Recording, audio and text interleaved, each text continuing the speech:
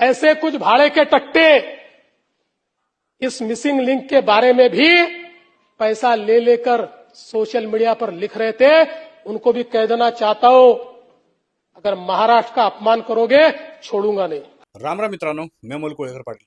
आपला हा व्हिडिओ सुरू होण्याच्या सुरुवातीला तुम्हाला एक व्हिडिओ बघायला मिळाला असेल. हा व्हिडिओ कुठल्याही गावगुंडाचा नाहीये, कुठल्याही गल्लीतल्या एखाद्या टपोरी पोराचा नाहीये. हा व्हिडिओ कोणाचा आपल्या सगळ्यांना माहिती आहे. हा व्हिडिओ ज्या छत्रपती शिवाजी महाराजांनी या महाराष्ट्रामध्ये इतकं महान कार्य केले की 350-400 वर्षानंतर देखील या महाराष्ट्राची ओळख छत्रपतींच्या नावाने होते. अनेक महापुरुष म्हणा किंवा मान्यवर या महाराष्ट्रामधून होऊन गेले. त्यांच्या विचारांवरती चालणारा हा महाराष्ट्र आहे.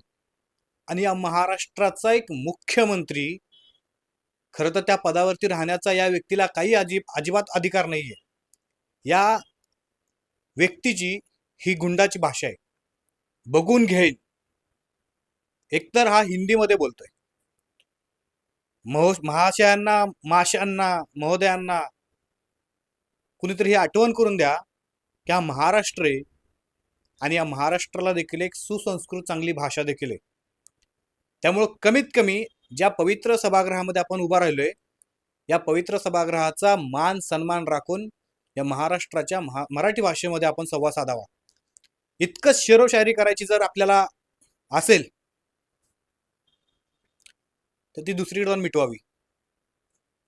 महाराष्ट्रामध्ये कमीत कमी पवित्र सभागृहामध्ये राहून तरी महाराष्ट्रातल्या जनतेला ह्या टपोरीसारख्या, गावगुंडांसारख्या, ह्या चिल्लर छपरी लोकांसारख्या धमक्या तरी देऊ नये. बघून घेईन, मी असं करेन, मी तसं करेन. आणि सगळ्यात महत्वाची गोष्ट एक सांगतो आधी, हा व्यक्ती म्हणजे महाराष्ट्र नाही. त्यामुळं जर महाराष्ट्र सरकारच्या काही अधिकाऱ्यांनी, काही मंत्र्यांनी चुकीची कामं केली असतील आणि महाराष्ट्राचा पैसा जर वाया जाणार असेल तर या महाराष्ट्रातला एक एक व्यक्ती 3-4 वर्षाचं लहान पोरग देखील तुमच्यावरती करू शकतं.